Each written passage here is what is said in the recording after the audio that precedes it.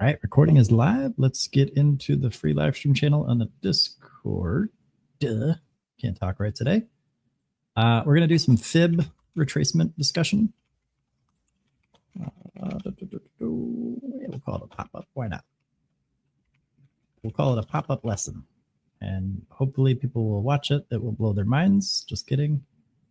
And maybe we'll learn something about Fibonacci retracements, because this is one of the most commonly misunderstood topics when it comes to the stock market, and it's so easy to fix.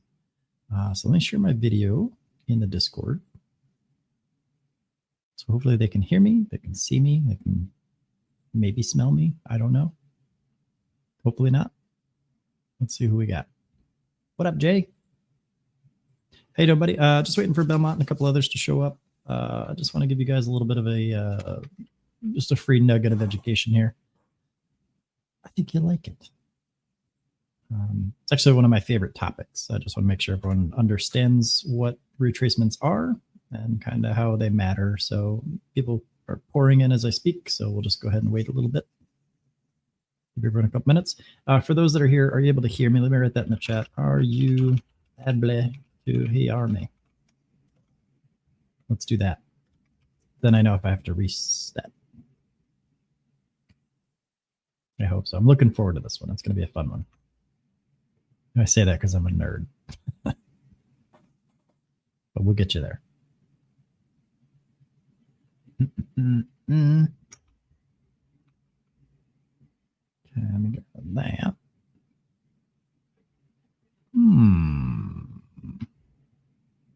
Guess I should open up my notepad.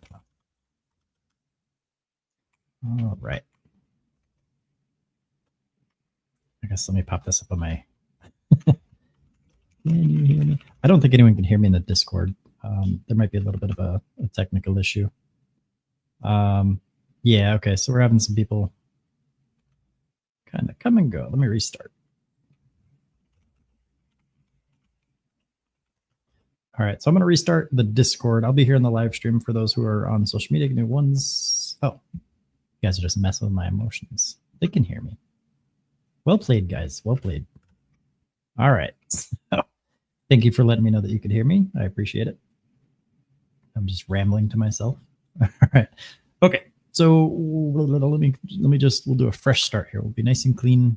Like I can't answer that. I can't follow up on that. We're going to be nice and clean. So basically, what is a retracement? Oh, first, let me make sure Belmont's here. Is Belmont here? Belmont's here. Okay. So if you think about the market in terms of push and pull, right? Those are displacements. Let me draw some blocks here and we'll kind of visualize that. Ignore all the candles. We're not going to look at the candles right now. So let me just scroll over here. We've got supply and demand, right? Just basic concepts. You have money. I have something you want. You're going to pay me money. I'm going to give you the thing that you want. And then I'll take that money and I'll go do the same to someone else, right? That's just basic exchange of supply and demand. So up here in terms of the chart, you've got price on one axis and time on the other axis. Price action is just a function of price over time, right? You're just tracking the amounts of moves between the prices over time. So up here at the top, you've got supply. You've got think about it in terms of supply and demand. Pretend that pretend what I'm saying is accurate. It's really not, and the lifetime members kind of know a little bit more. But just pretend up here is a bunch of people that have shares and they want cash, and down here is people that have cash and they want shares, right? That's not actually how it works, and I'll explain that on a different stream at a different time, but that's to conceptualize the stuff, just accept that. Okay, so, and then kind of what you've got between those two levels is a displacement, right? So this gap right here is a distribution gap, okay? Let me just change that to like a dark blue. Right. And this is just kind of, think of it like where the transactions happen, right? You've got the orders that are matched and it's marching the price up, it's marching the price down until it finds these areas of equilibrium, and that's cool. So that's kind of the move that we like to look for in the market. And you'll see that mostly with support and resistance traders and things like that. So in order to get from consolidation areas, right, where the price just kind of sits sideways or doesn't really go anywhere, like a resting area, to the next resting area, it has to displace, it has to move, okay? And in order to do that, you need some sort of impulse, You need something to overpower the mid price so that the price can actually move up or down, right? Otherwise, you're just matching one for one, and the price doesn't go anywhere, okay? So that's just generally how the market works, right? If people buy a bunch of gas, gas prices go up, right? For example, if people stop buying gas, gas prices go down. Slightly different example there, but just absorb the concept that price goes up and down because of people participating at certain levels, okay? So what we can do is we can identify these impulses to and fro, okay? Price goes up sharply, price goes down sharply. Up here, maybe you've got in an alternate universe, right? Maybe the price isn't going up or down over this period of time. Maybe it's doing one of these numbers, right? Maybe it's channeling instead, okay? What we don't want to use a fib for is that, okay? It can be up here, it could be down here, it doesn't matter. What we're interested in mostly is when the price goes from here to there, okay? And then what that does is it introduces an interesting concept that we can exploit, okay? And that is volatility. And volatility also exists down here. It's just very small. It's lower volatility. Then you've got higher volatility when things expand. And when things expand, that gives us the opportunity to trade the retracement, okay? So let me kind of get to the point now that enough people are here. I kind of filled a little bit because a lot of people are still kind of coming and going. So basically, let me just move up here. I guess that's probably better than trying to go off to the side. So let's say we've got an impulse to the upside, right? Everybody knows what this is. You've just got a series of candles or a series of price moves from one level to the next, okay? And then eventually this has to stop, okay? It doesn't necessarily mean that it's gonna, it's due for a pullback or that it's guaranteed to stop at any specific level. We don't control that. We don't predict it. It just happens and we allow it to happen. But eventually it will stop whenever the chart determines it's time for it to stop. And the chart is always going to be right. And then since it's stopped, it can no longer go up, right? So that's to say it can't pull back and go higher or plateau and then go higher. But this continued move to the upside, at some point when the chart determines it's time to stop, it's going to stop. And at that point, something like this will happen, right? It's going to be something else other than continuing from that exact point to that exact point. Otherwise, it's just, the impulse isn't over, right? Just logically speaking. So at some point, this has to stop, okay? And after that stops and we see maybe a little pullback, that's when we know that's a pivot, okay? That's when we know that the impulse has formally stopped so we can start to measure the move backwards, okay? And that's the retrace. So if you think about it in terms of you starting here in a cabin in the woods in the wintertime, and I always like to use this example because it seems to resonate really well with people.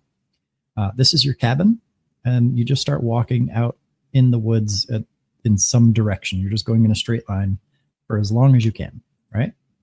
And then eventually you start to get tired, or maybe you just get hungry and you want to come back, but you decide to retrace your steps and go back to the cabin, okay?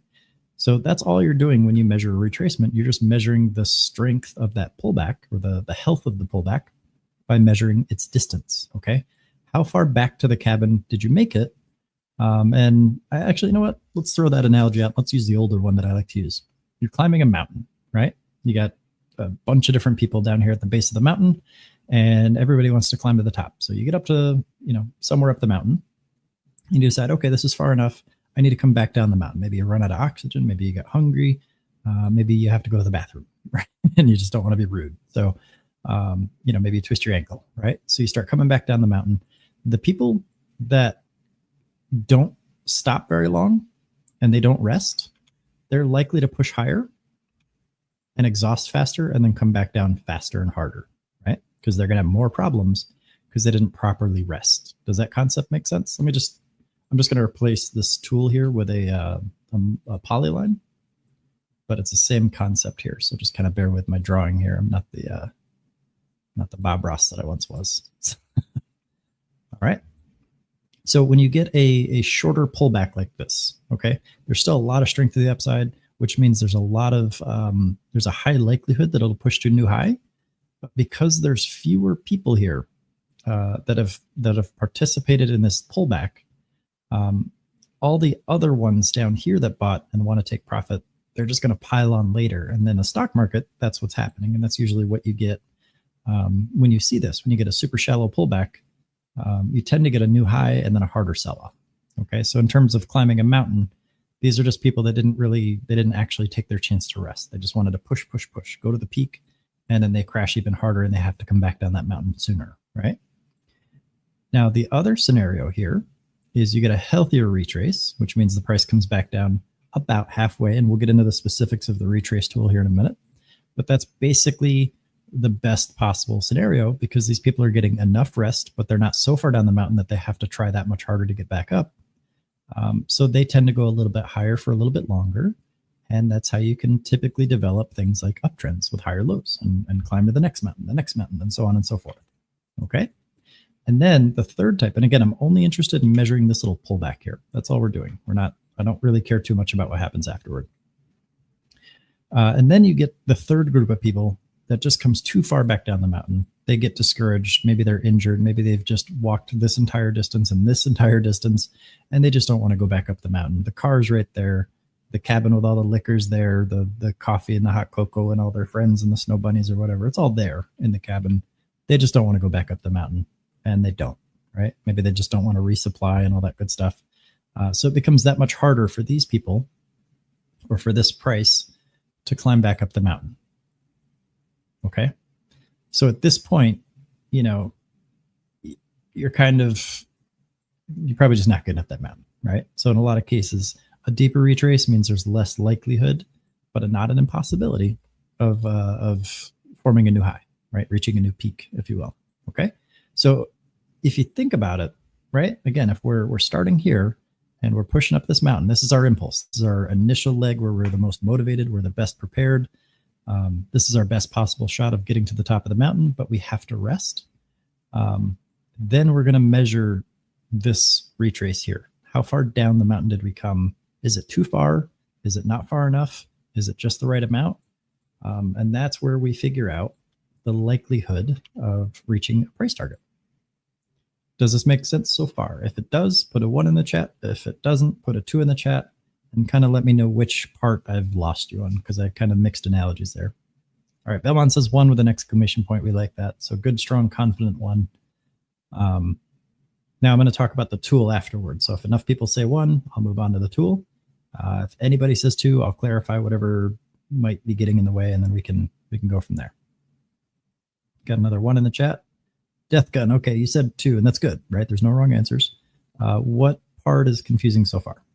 Because this gives me a good opportunity to explain things better. So this is feedback I need. I have to become a better teacher. And it starts with Dr. Pepper. Stream is not sponsored, but if the Dr. Pepper CEO is in the chat, hit 3 and we'll go from there. I want to work out an endorsement.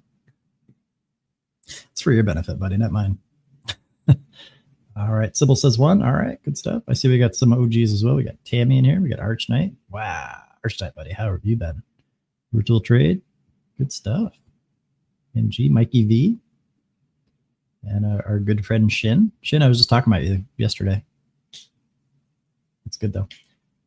Okay, Death Gun says, I may have missed it. How does the retracement signal the new highs or lack of said new highs?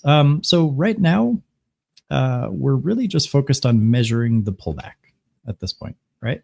So we just need to figure out, is it a shallow pullback, a healthy pullback, or a deep pullback, right?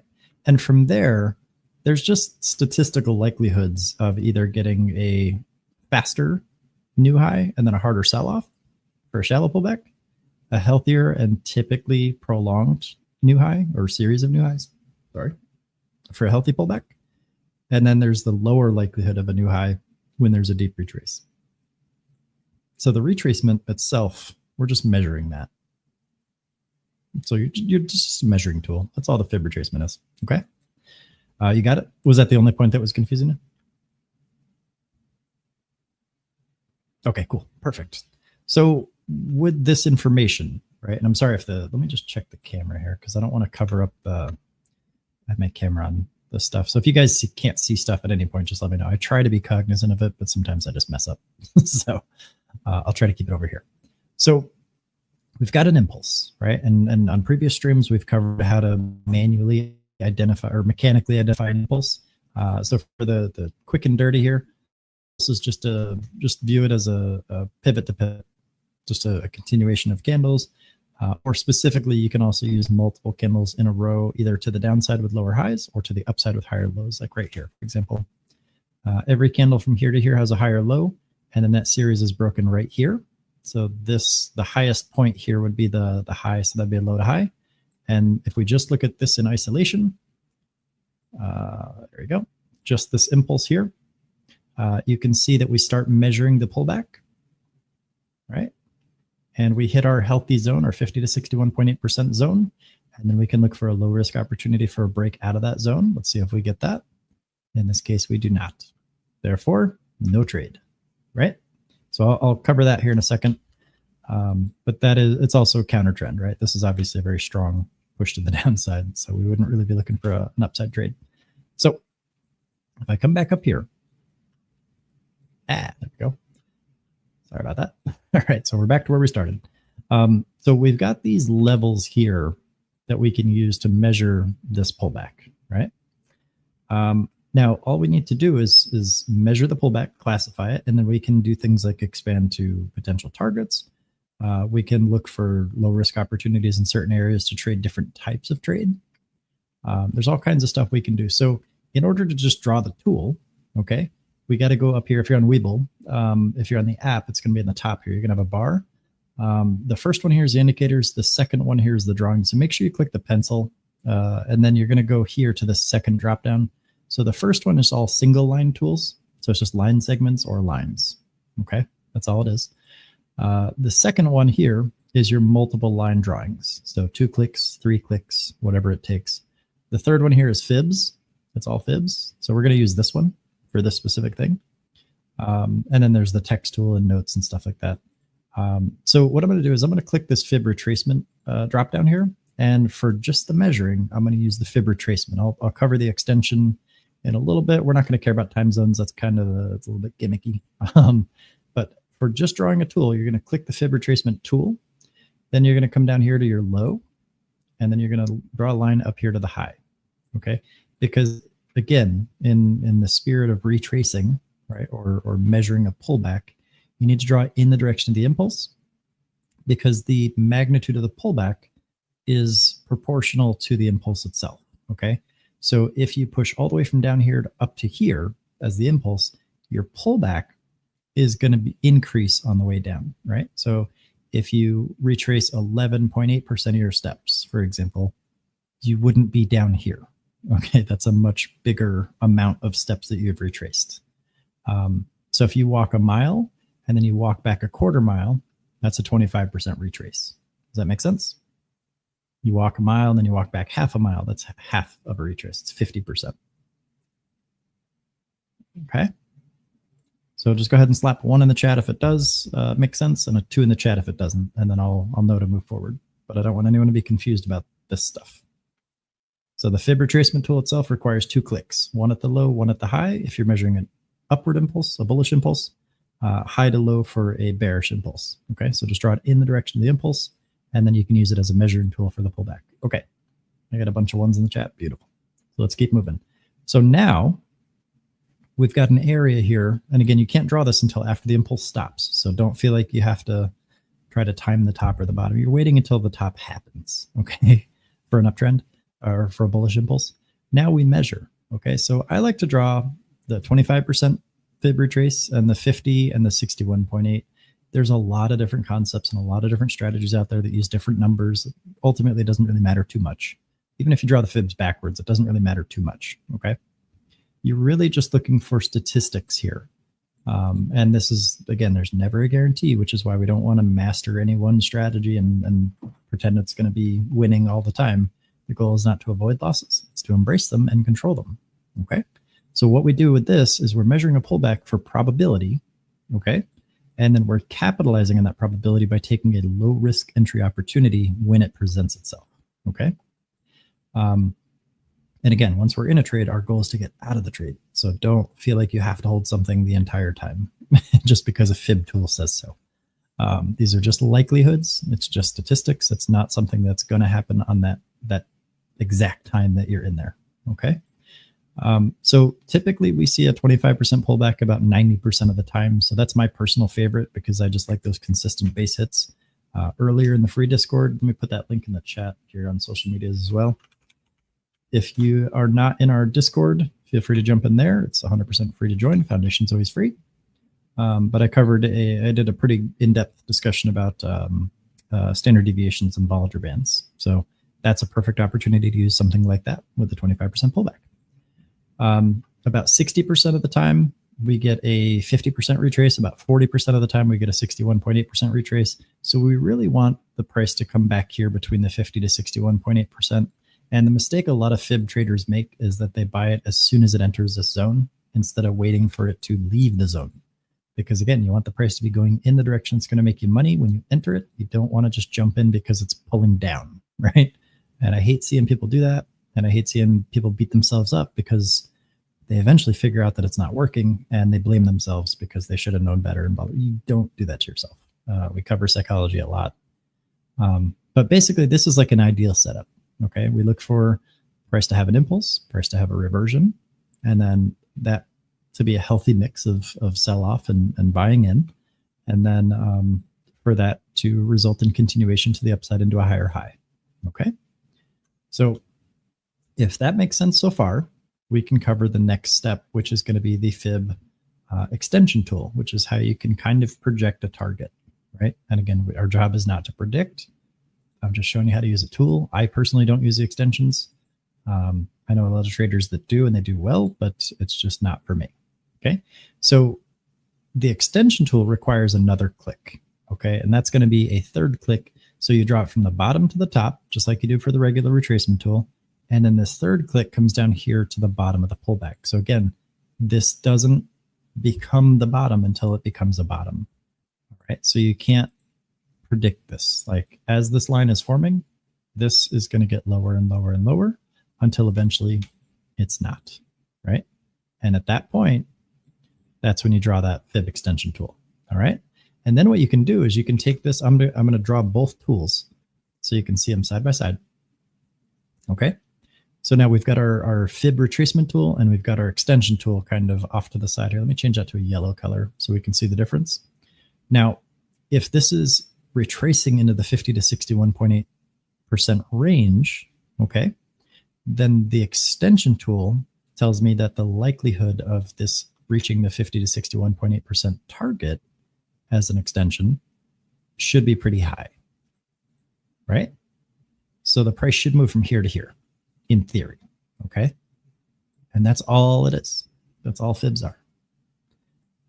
Now, if you notice, if it pulls down, let's say we've got a 70% retrace, those numbers come down as well, right? So watch that 50 to 61.8, this block right here, okay?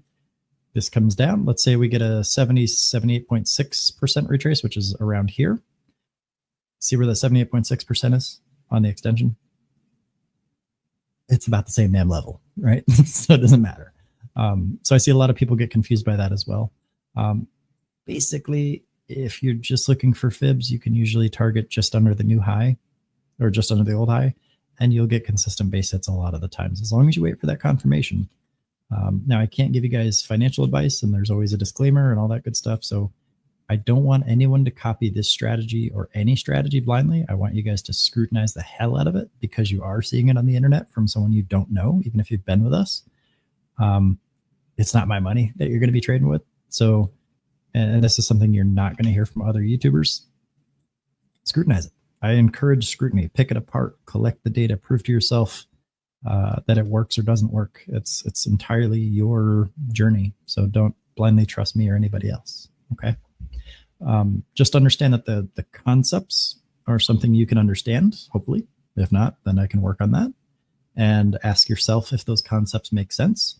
And then collect data, right? Your job is to collect data about yourself as well as the charts and the strategies and stuff. Don't strategy hop or any of that stuff. That's just a waste of time. Your best course of action as a new trader is, number one, slow the hell down. Your job should be to protect as much money as you can, in my opinion. Don't come after me, SEC or feds or whoever. I'm not giving financial advice here. But I see a lot of people take themselves out of the market by just rushing into stuff, hoping to make a profit. So figure out if that aligns with your goal of making money in the market. And the second part is going to be to study yourself so that you can figure out what's preventing you from doing what you know you should do. Because you are a human, and that means you're an organism, and you have a brain that was developed in a certain way, and it was optimized for survival outside the market. And the market was designed to exploit that. So you got to slow down, and you got to figure out what makes you tick and how you can protect yourself and your money. So we focus a lot on psychology. That's like my bread and butter. We get into neuropsych stuff. We talk about the anterior cingulate cortex and the amygdala and all that good stuff, but I'm not going to get into all that right now. This is just for fibs. But let me catch up on the chat as well. Because I do ramble a lot too, and I will so get off topic really fast. Tammy knows, she's been here a lot. Death Gun knows too. Best explanation for newbies like me. Well, newbie, your name is literally newbie, so I'm glad to hear you say that. That's awesome. If fibs resonate well with you, use your fibs. If Bollinger Bands and standard deviations resonate with you, use that. If you just want horizontal lines, let's say, and this is my little parlor trick that I like to do all the time. If your goal is to just pick one price point, just a random price point, and you want to just trade it when it goes over that level, and you want to keep your risk nice and tight every single time it does, you can be profitable doing that. As long as you can do it consistently and you're buying when it makes sense, it's pretty fun, right? The problem is that if your plan is to buy when the price goes over here, and to cut it when it comes back here, and take profit when it's up here, and you're still in it down here, you have deviated. And that's because you're don't take this the wrong way, but your lizard brain that was optimized for survival doesn't allow you to respect this line right here. And this is the most important one. Okay. So your job is to figure out why that happens and to protect yourself. And that answer is going to be different for everybody. Okay. We all have the same structure in our brain, but there's different parameters and different configurations, and it's up to you to read the manual and figure out what kind of features and troubleshoot it, you know? But I'm glad you're here, so we can start the conversation. Sybil says, sorry, can you redo the fib extension drawings? Yeah, my bad. So hopefully, is your internet okay now? I'll just redraw it really fast. Okay, cool. It is. All right. So I'm going to draw the fibs first, just so you can see that. So again, we draw it in the direction of the impulse. And then for the extensions, right, just go here and click fib extensions. You go in that same direction again. So 1 click, 2 clicks, just like you do for the fibs. And then a third click down here after this bottom forms, right? And then that allows you to draw your extension tool. Okay. Oh, I drew that in the wrong spot. My bad. Again, I'm not Bob Ross. Happy little accident time. Okay. Well, that should be down here, I guess. You know what? I quit. I quit art school. We're going to have an incident. I'm just kidding. All right.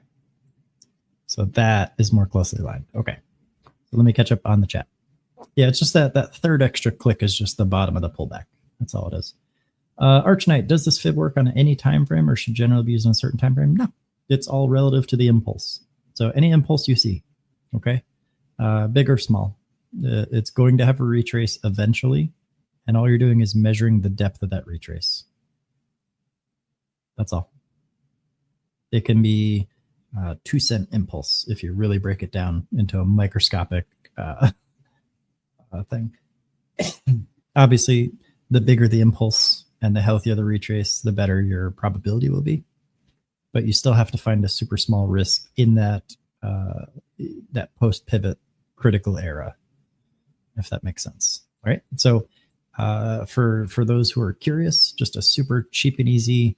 You know what? Let me just come down here. Anyone who's curious, just for a stupidly simple strategy for confirmations. One that I personally like to do, just focus on these two candles right here. Ignore all these over here to the left. Anytime I see a small red candle, like you see this and that, the top of the candle body, the opening price of that red candle is my entry threshold in a lot of cases. So after this candle closes, then I know that it's worth watching. If it's still forming, it doesn't matter. But the lower of these two participating candles is the stop loss in my case. And then I like to just buy it when it breaks over that entry threshold and then set that stop nice and tight. So the smaller that range can be, the better. But that's basically the very simple pattern that I like. And I like to look at that in an area of high potential, such as a fib retrace. So just right here, just getting off of that pivot, right? Just coming out of that box. That's where I'd like to see that 2-candle pattern, okay? It's just a very simple color change. It's nothing crazy. And the main advantage to that is that the risk is stupidly small, right? If you can lose less than 1% overall on a trade, you can do that a whole bunch of times and still survive. And if your profits are disproportionately larger than that, you'll have a good time in the market overall in most cases. Even if you end up taking a bunch of small losses, that does happen. That could be just a timing issue as well. Maybe it's the quality of the stuff that you're trying to trade. There's any number of reasons, but any trader who can endure a bunch of small losses automatically has a huge advantage over the 90% of other traders that fail, because losses are what take people out of the market. And that trader has made it a point to prioritize minimizing them as much as possible. Okay. So sorry, let me catch up on the chat. Oh, Sybil, yes it is, got it. Awesome. Okay, Arch Knight, thank you. Oh, I'm doing the same hand thing right now. I don't know if you can see that. Weird. Belmont, very understandable explanation, mate. Finally have a decent understanding how fibs work. Good stuff. That's great. So I'm glad you guys asked the questions and were able to participate. This is also recorded, so I'll make sure that you guys get a copy. Okay. There is one specific thing that I want you guys to do, though. Okay. First, I'm gonna put some links in the chat for you. If you haven't done them yet, check them out. There's obviously no commitment. I'm not going to do a big sales pitch or anything, but there are some things that I want you guys to take advantage of. Okay. So the first one, do yourself a favor. That link right there, I'll put it in the social media chat as well for anyone who's watching on either Twitch, Kick, or YouTube. This is just full transparency here. It's a lead collector in that we just collect your emails so that we can send you reminder emails and things like that. And that is for Lee's live stream every Thursday morning. So if you missed the one this morning, we'll send you emails to keep it in front of you so that you don't forget, because that stream is one of the best streams you can attend, in my opinion. He's got an accent that I don't have. So make sure you guys go to that one. And if you're comfortable giving us an email or a throwaway email, whatever, that'll at least make sure that you don't miss out on that Thursday stream. Okay. So with that said, now the next link I'm going to give you is also 100% free, and I'll put that on the social medias as well. That is for a 5-day free trial of Premium. So don't feel like you have to rush into it. It's a one-time use thing, and it just gives you 5 full days of access to our Premium subscription. Now, the only thing that you don't get access to, let me rewind here. So part of Premium is getting a coach. Okay. So as a trial member, you don't get a coach assigned to you. Like, you don't have the access to the channel where you chat and engage and stuff, or the recorded written education. You do have access to the live stream for that week for each of the 2 coaches. But you're kind of like a little ghost. And that's only so that we don't disrupt the people that are currently paying. Right. So it's kind of we'll give it to you, but we can't have any disruptions. So you can watch the streams. Okay. So I want you guys to definitely show up to that. And again, that's a 5-day free trial. So you get the whole week, you get all the other Premium stuff, you get all the other alert channels and all that good stuff. But that's the second item that I want you guys to take advantage of. Both are 100% free. And then the last one here, again, full disclosure, not free, but it's not out of reach for a lot of people. This is the link to Lee's coaching program, is Mad Maverick.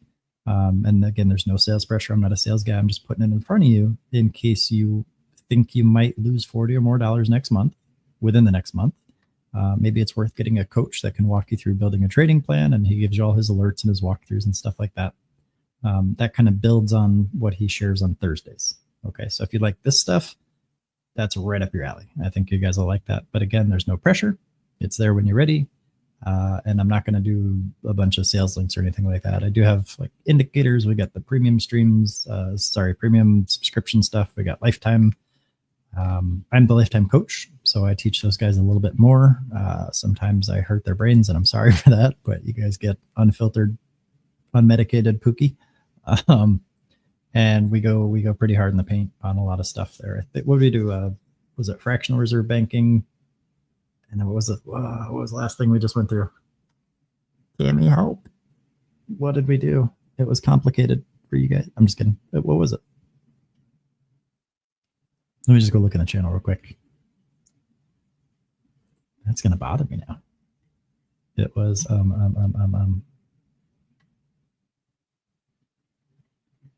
just completely lost track of what I was.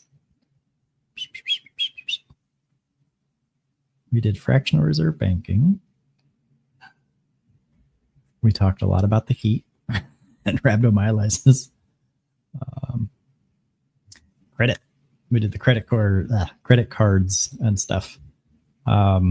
We walked through like what FICO scores were, kind of how we can leverage the credit system. Now, who here is under the impression that you need to maintain a lot of debt in order to build credit? Like you know, the old saying about using 30% of your credit limit, right? Who here believes you need to use the 30%?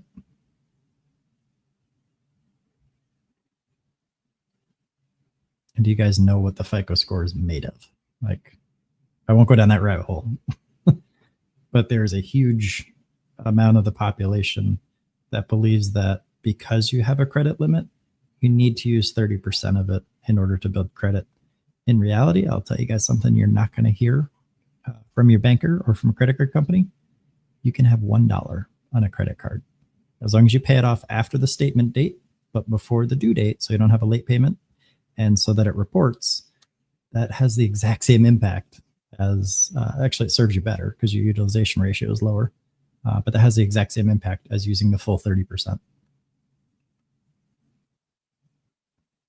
There's just people that don't know that stuff, and they go out and they use credit cards thinking they have to, you know, put incidentals and stuff on there to get that 30%, but that's actually working against you. So if you want to build credit effectively, you have to understand what factors into that score. And that's the kind of stuff that we go over in like the lifetime, so that we get just a little bit deeper understanding into financial literacy, and we really optimize things a little bit, just a little bit more, right? But that's, I'm not trying to sell lifetime here. That's down the road, and that's kind of inaccessible for a lot of people. It's like, it's a lot. It's like 55,000, something like that. Not 55,000. Geez, I said that horribly. It's about a $5,000 product. We have a $1,000 down payment and then payment system, blah, blah, blah, blah, blah. But this isn't, again, I'm not a sales guy. So start with free stuff. Grab yourself the free trial. Grab yourself that, go to that email page so you can catch Lee's live stream. And then if and when you're ready, he's got his coaching program. It's a hell of a lot cheaper than $5,000. And that will really help solidify that foundation and help you stop your bleeding. All you got to do is show up and harass him. He's fun. You get your own personal person that you can harass. I'm just kidding. He's going to hate me for saying that. But does the fib stuff hopefully make a little bit more sense today? I hope so. There are a lot of different ways you can use fibs, but this is the most common and the most, I would say, effective way. I think, unless you're really fine tuning and all that, but you're not going to mix this with other stuff until you learn the other stuff. So just in the spirit of gamification, on a scale of 1 to 10, 1 being I have no idea what the hell a fib is, 10 being I'm very confident in my ability to understand and use fibs. How would you guys rate your understanding of fibs at this point? And this is just 2 tools, by the way. Shin says, I will rewatch tonight, miss the first half. Sybil says 5 for me. Good, good. Yeah, I don't want to see a perfect 10. That would mean that you're either insanely intuitive or you're lying. That means I've done too good of a job, which I haven't. Arch Knight, well to graph. Yeah, just to draw it. Just to be able to use it and kind of understand what it's for. So somebody give me a ticker. Just any ticker. We'll practice some.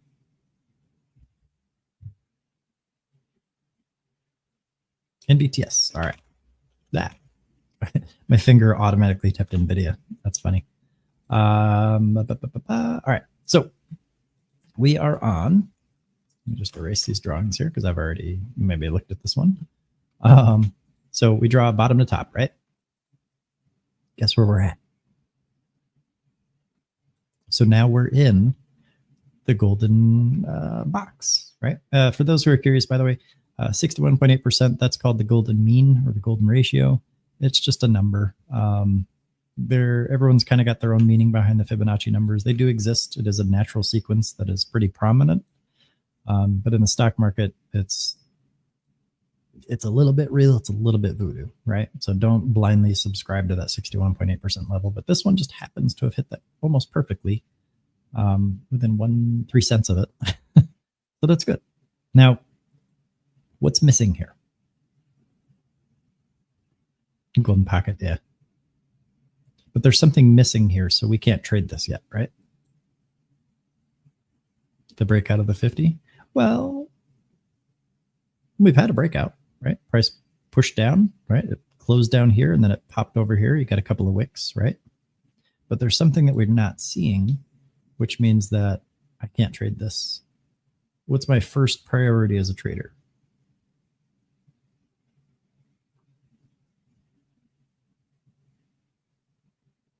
I mean, I could trade it. No, your target and your stop. Okay. And then more importantly, I need to make sure that risk is small, right? Can't lose big if I risk small. Okay. So what I don't have here is a tiny red candle that I can use to base my risk on. Let me just find an example. This right here. This is beautiful. This risk range is 5.71%, and that's still considered big, right? Now I can use a 1% rule and bring that 5.71% down to 1% or less, right? Is anyone here not familiar with the 1% rule? Let's put a 1 in the chat if you are, a 2 in the chat if you're not, just so I know. And then we can talk about that on another stream. Sybil is not. Oh, okay. Newbie is not. You guys got some learning to do. Okay. That's how you guys aren't in premium. Are you going to be around Tuesday morning? By chance? Yes. Okay. Newbie, how about you, buddy? That market open. Or better yet, are you going to be around Friday at like 11:30 Eastern? AM, not PM.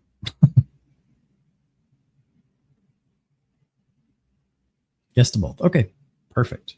Would you do me a favor and just remind me about the 1% rule, and if I don't remember it myself, and then we will definitely dig into that, because that is also a game changer.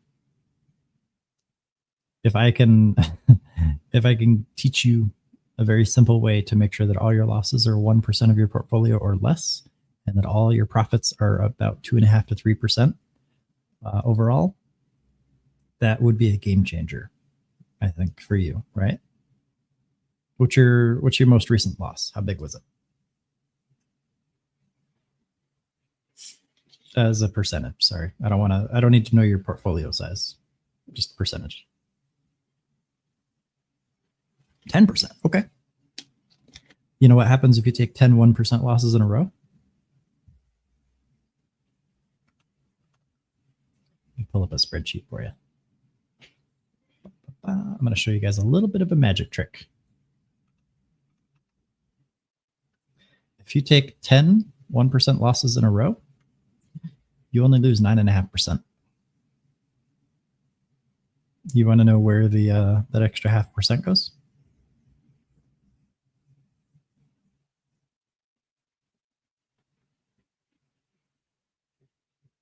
It goes into the ether, right? It's just gone, right? It's a black hole. That's the magic of compound, right? It just disappears. It's just gone. Someone else just ate that.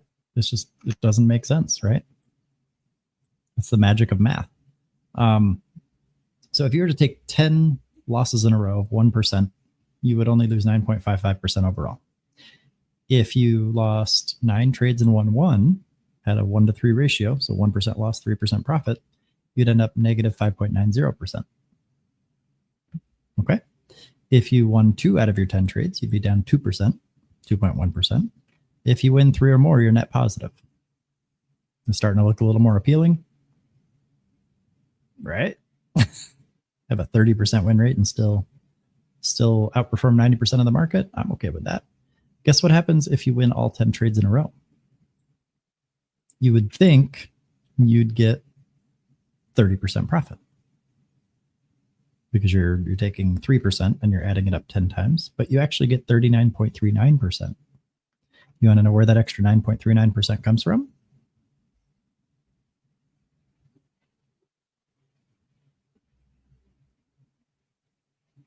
It's the ether, right?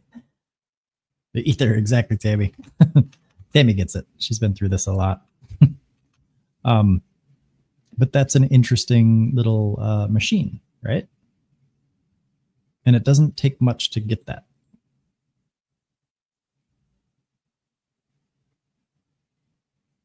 Right? And this doesn't necessarily mean that you're only allowing 1% of risk. Because if we come back here and we say, okay, well, this risk is 5.71%, right? Let me just draw this out. Say this is your entry and this your stop loss and all that good stuff. And you're using a 1-to-3 ratio, right? Or somewhere around there. Okay. This is still a 5.71%. So what we do is we just adjust our position size to make sure that this loss is only 1% of our net worth. Okay. Our net portfolio value. And the profit, therefore, is still, it's limited, right?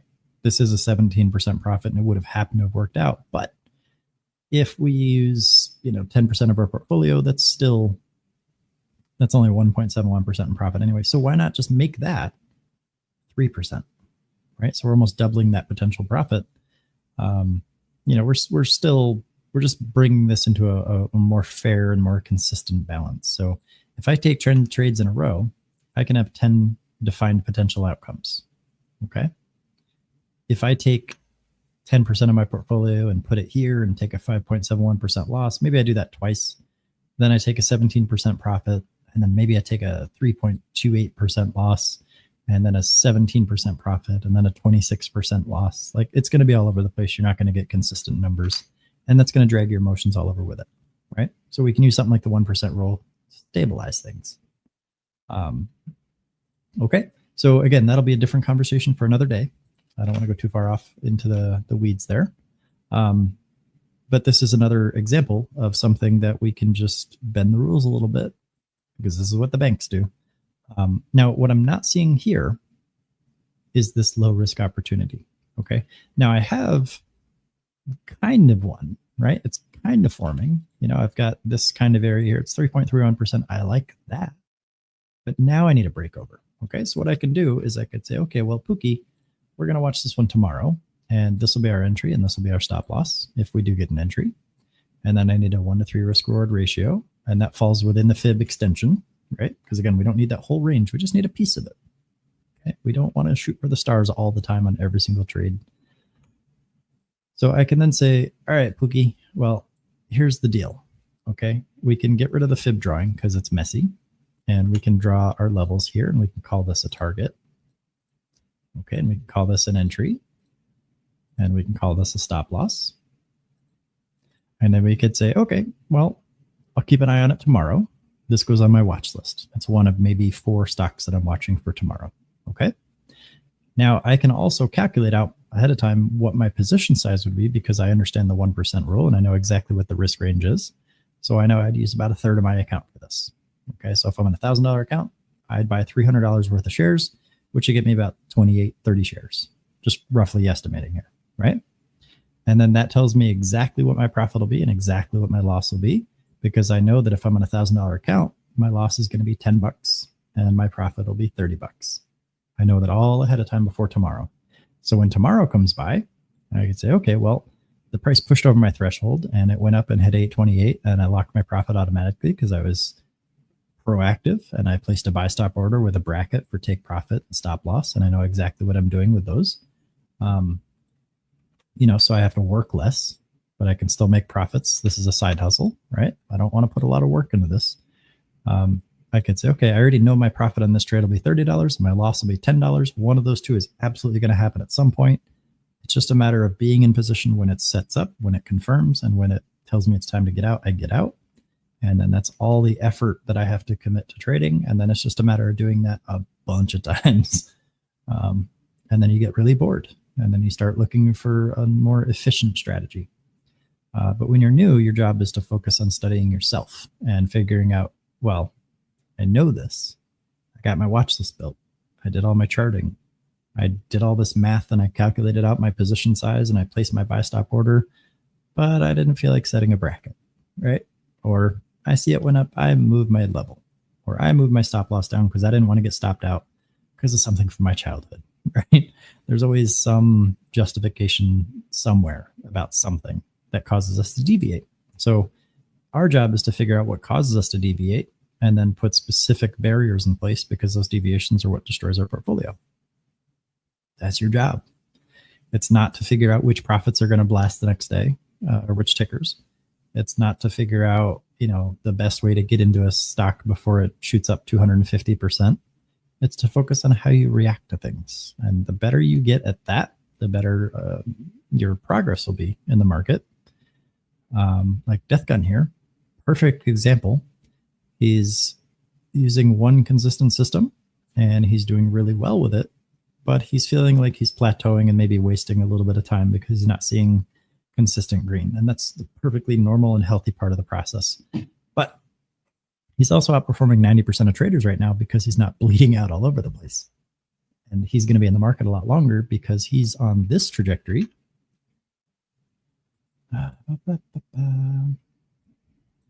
Where his losses are, whoop, that's too big. I hate my browser. Because if you look in the profit channel, you can see that his posts are all, like 1% or less on most days. Obviously, there's going to be some little hiccups here and there with the execution and stuff. But he's going to get something between these two numbers at the end of just about every single week. And there's 250 trading sessions in a year, which means that this number compounds stupidly fast and stupidly well. So even if right now he's currently taking a bunch of these little 1% losses, and I'm not trying to pick on you, he's going to have a much better time in the market than everyone around him.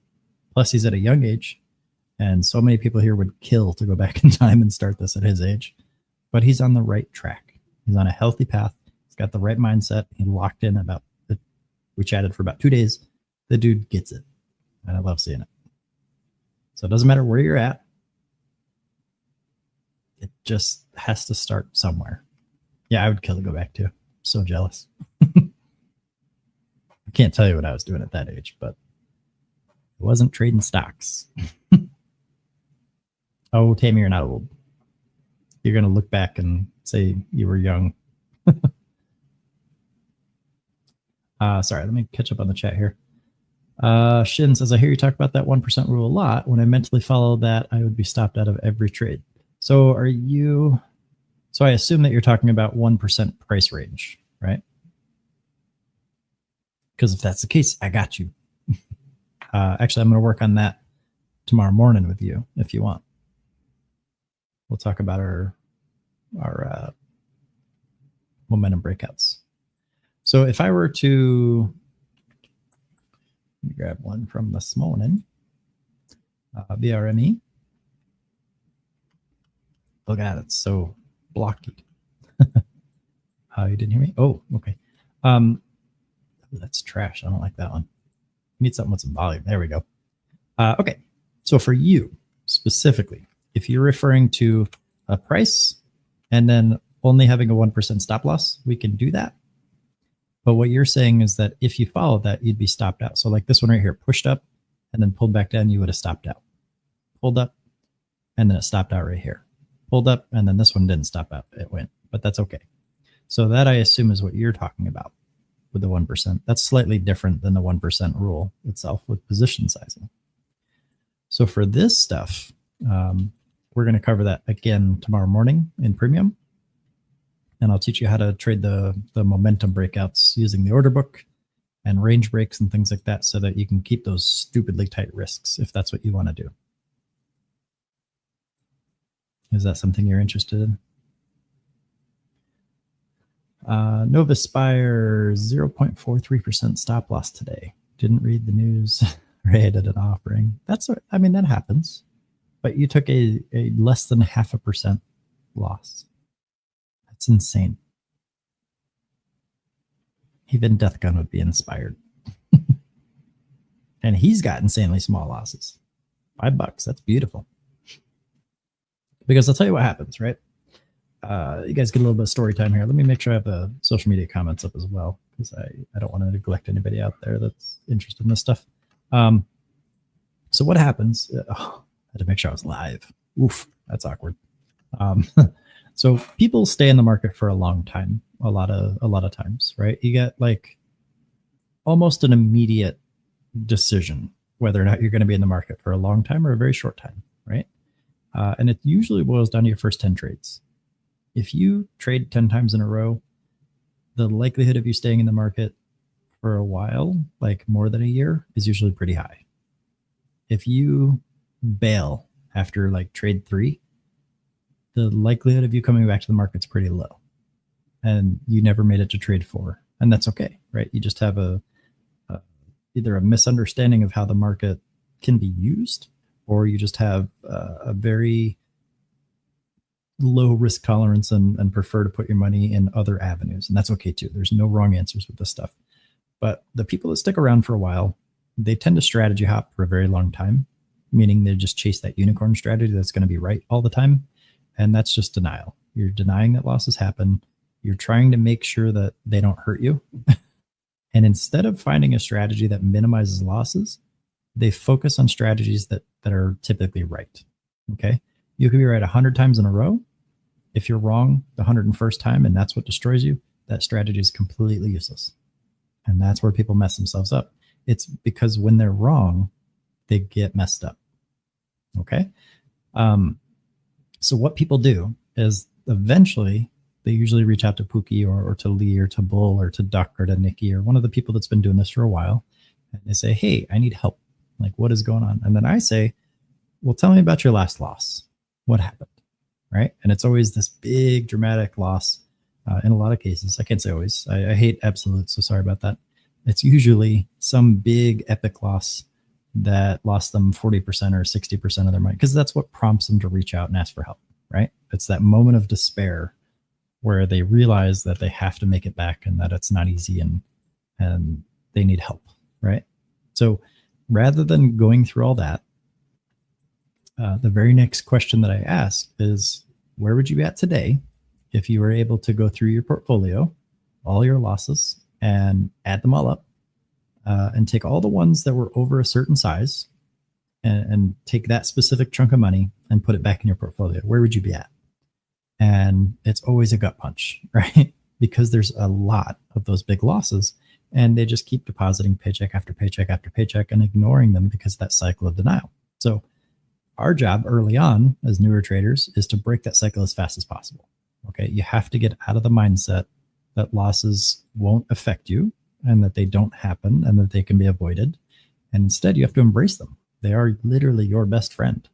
If you can take a loss and you can make that loss very, very small, what you've done is given yourself something that 90% of traders fail to give themselves, and that is opportunity. Okay. So if your strategy relies on just grabbing small red candles that you can find over and over and over again and making sure that the risks that you take are controlled and measured and that there's disproportionate upside potential, right? High potential, low risk. You should have a decent time in the market overall, right? But it can't be reduced down to any one trade. So when I ask and I say, hey, tell me about your last loss, I want it to be the same as your 30th loss. It should be the same size or less, right? And we can definitely just build strategies that do that, but that's not where people start. And that's what makes my job difficult, is because I have to get through and destroy that mindset of I need big profits so that I can replace that with I need small losses. Okay, so that's the mindset that I want everybody to adopt. It just takes a lot of time. And sometimes people just, they need to run into that wall before they're willing to accept it. And that's what hurts. So when you guys ask me questions, I'm just talking to a past version of myself. That's all it ever is. I didn't have someone to sit me down and say, hey, stop focusing on profits and start focusing on your losses. And if I did, I'd be a lot farther ahead than where I currently am. And I'm currently in a decent spot, you know, like been doing this for a little bit. but that everyone's different. We're all on different parts of the same journey. Okay. So if you took a 0.43% loss, I want to see nothing but smiley faces, because I want you to praise yourself, because that is insane risk management and I love it. Sorry, I'm just kind of scrolling around here trying to find some examples. Here's a decent example of a fib retrace that happened to work out. Right now, this one's a little bit deeper. You can see that it did go below the 61.8. It did go higher, and then it came right back down. Right. So if we're looking at this chart, first off, this is garbage. You see all these like wicks and gaps. This is just garbage. When there's big chunks missing between the candles, like the closing price and opening price, that's unreliable data. You have to move up or down in time frames to get to something a little bit more readable. And even that's pretty garbage. And the volume is just super low. So this chart just sucks. See, there's no volume on this. But if we were to read this, I'd probably start with at least the 3-minute. And then let's just skim across this line, just like pretend it's the surface of the water. Ignore everything below it. Just see if there's a little red candle sitting on here like a little lily pad. There's not. Okay. So there's nothing we can really do with that specific strategy. You can skim down here and do the same to the red 61.8. Here we've got one. Right. So it's a relatively small risk. Now this wick here and this wick here makes it unacceptable. So we can't use that. And this candle didn't break over. So that wouldn't have been an entry, which means this low happened, which extends that range before the price was broken over. So it's just too unacceptable of a risk. So that keeps us out of the trade, and that's our job, right? Our job is not to get in with the hopes of making a bunch of profit. It's to find reasons to stop trading and to get out of stuff. That's the mindset we have to adopt. So let me just kick back here to the 1-minute. This is absolute trash. Huh. All right, that's pretty cool. Now, another super simple strat. I'm just going to give you guys this one as a little extra here. Find any high and any low, right? Just any high and any low. And ideally, this range is nice and small. Like I could probably make it even smaller by using this low right here, just kind of working backwards. So let me just do that. And then I got this high right here, so I can make this a little bit tighter. You guys know what I just did?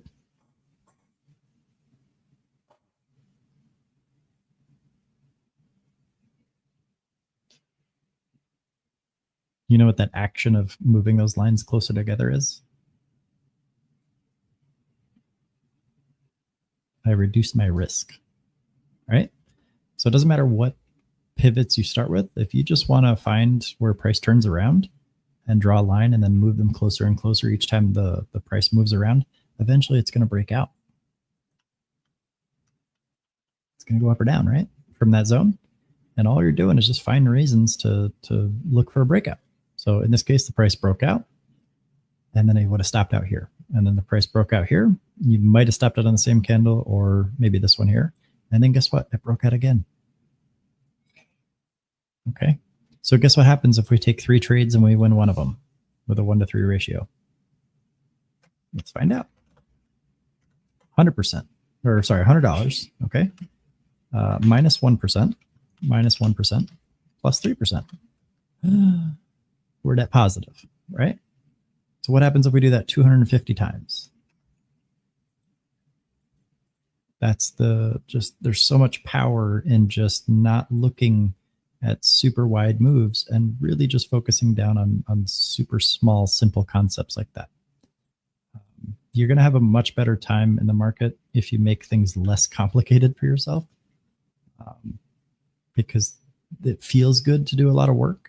And we're conditioned to believe that, if we put in more work, we get more reward outside the market, because that's how we grow up.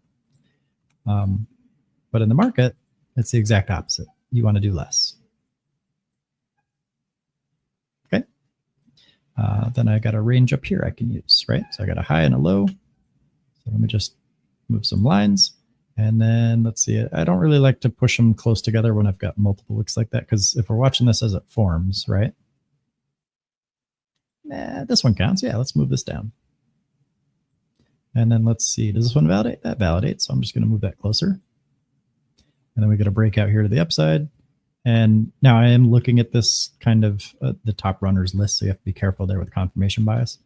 But you can see very clearly here that the price did in fact break up to the upside.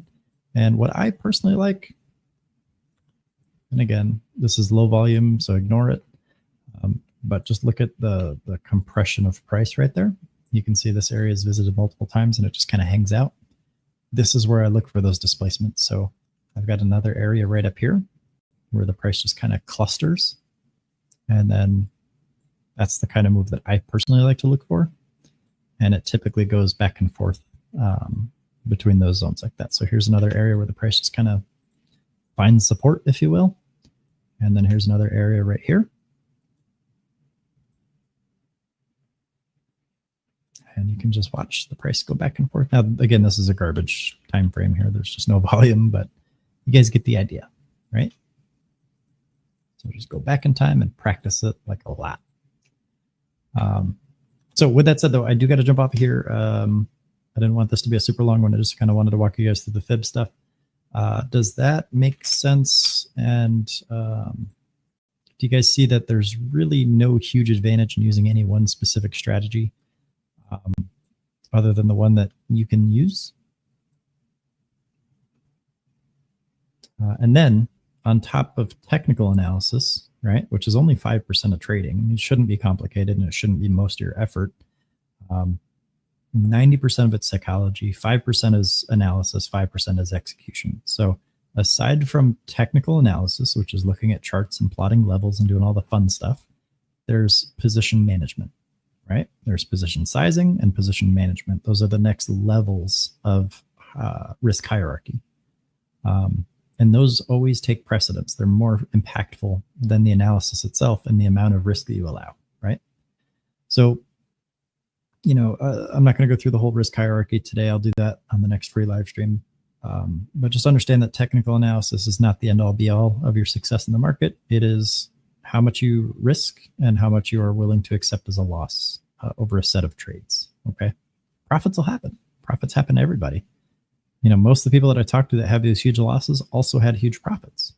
It's just a matter of asking yourself why the hell you're allowing those losses and then realizing how silly it is, but you just don't know any better.